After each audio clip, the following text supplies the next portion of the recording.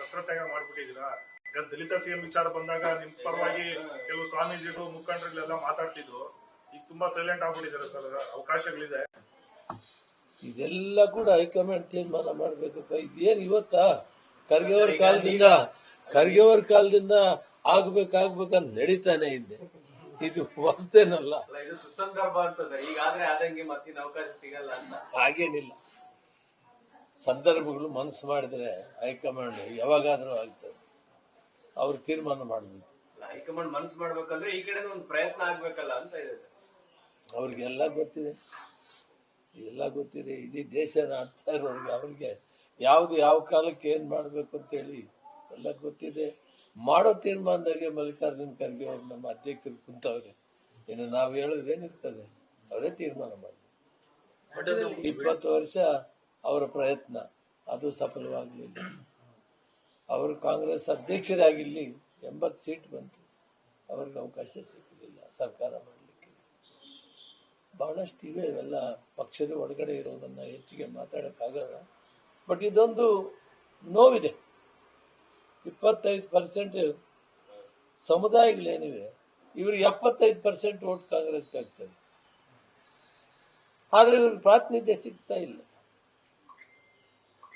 ಇದನ್ನ ಮನವರಿಕೆ ಮಾಡಿಕೊಟ್ಟಿದ್ವಿ.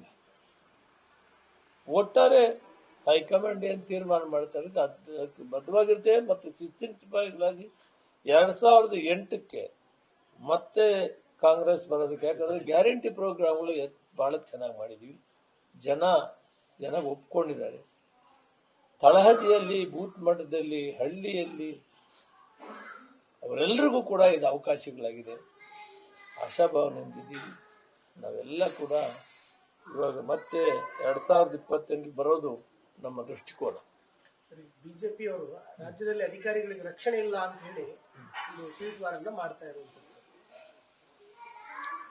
ಇದು ಅಕಸ್ಮಾತ್ ಆಗಿದೆ. ಅದಕ್ಕೆ ಎಂಟೈರ್ ಅಧಿಕಾರಿಗಳಿಗೆ ರಕ್ಷಣೆ ಇಲ್ಲ ಅನ್ನೋದು ಅರ್ಥ ಇಲ್ಲ. ಅಚಾತುರ್ಯ ಆಗಿದೆ, ಅದನ್ನು ನಾವು ಸರಿ ಅಂತ ಹೇಳಕ್ಕಾಗಲಿ, ತಪ್ಪಾಗಿದೆ. ಬಟ್ ಇದು ಎಚ್ಚರಿಕೆ ಕೂಡ. ಯಾವುದೇ ಸಂದರ್ಭದಲ್ಲಿ ಒಬ್ಬ ರಾಜಕೀಯ ವ್ಯಕ್ತಿ ಯಾವ ರೀತಿ ನಡ್ಕೊಬೇಕು ಅಂತೇಳಿ ಇದೊಂದು ಎಚ್ಚರಿಕೆ ಇದೆ. ಇದಾಗಬಾರ್ದು.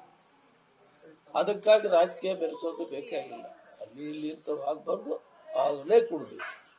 ನಾವು ಒಂದು ರಾಜಕೀಯ ಮಾಡೋ ಜನ ಬಹಳ ಜವಾಬ್ದಾರಿಯಾಗಿ ಮಾತಾಡ್ಬೇಕಂತ.